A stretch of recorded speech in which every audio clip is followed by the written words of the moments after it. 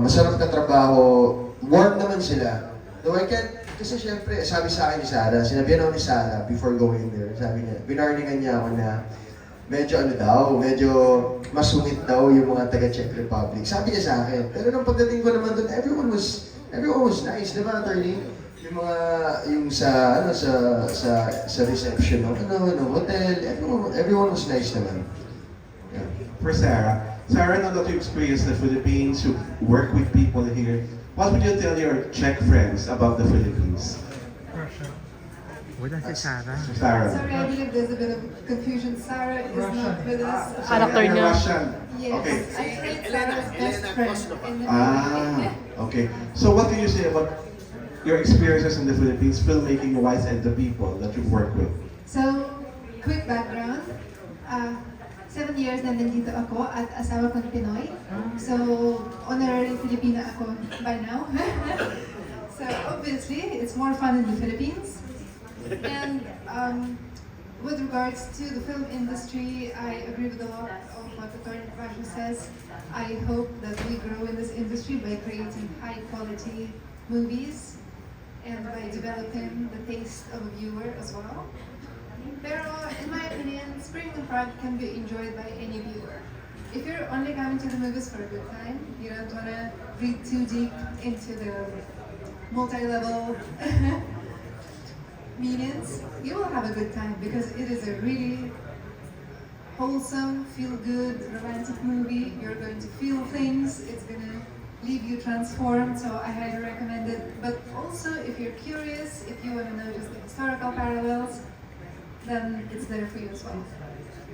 Okay. Since this is a Valentine offering for Paolo and Sarah, how did you work on the screen chemistry?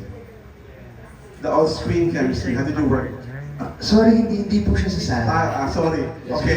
Okay. Sorry again. Paano yun na working screen chemistry? Kami, partner mo? kay Sarah, I guess we just hit it off. Nung nag-usap kami, first time namin mag-meet, syempre, we both knew we had a responsibility.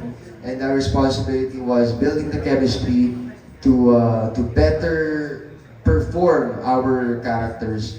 So, naramdaman ko rin naman kay Sarah na nag-effort din talaga siya na mas makilala ako, na mas maging close ako.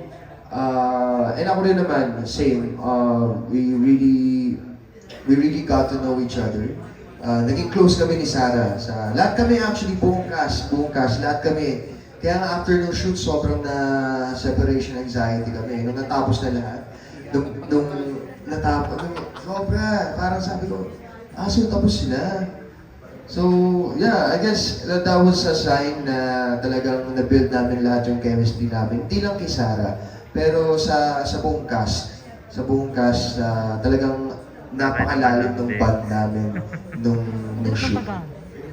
Last question, Attorney Ferds. Why should people watch Spring in Prague? Why is it so special to you? For one, we really spend a lot of time making this movie. So, it is a finely crafted movie. It is well edited. The dialogue underwent so many changes. So, hindi po namin to ni-rush. And tama si Elena.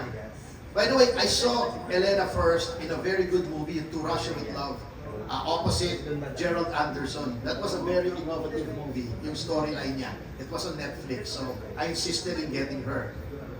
Number two, well, tama si Elena, if you just want to have a good time, kung ayaw mo mag-isip ng malalim, pwede siya, kasi it's a rom-com.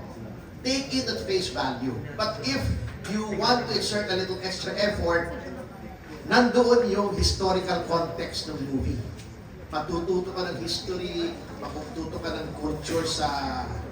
yung history ng Europe, actually, matututunan mo ron. Paano naging Czech Republic from Czechoslovakia, part ng Austro-Hungarian Empire, etc. If you want to go deep, it's okay. Para siyang dagat. Kung gusto mo sa dalampasigan lang, pwede. Kung gusto mong mag-snorkeling, pwede. Kung gusto mong mag-scuba diving, pwede rin. Hindi katulad ng ibang movies, hindi ko nasasabihin, hanggang babaw ka na lang, hanggang tampisaw ka na lang sa dalampasigan. Oo. So, in other words, this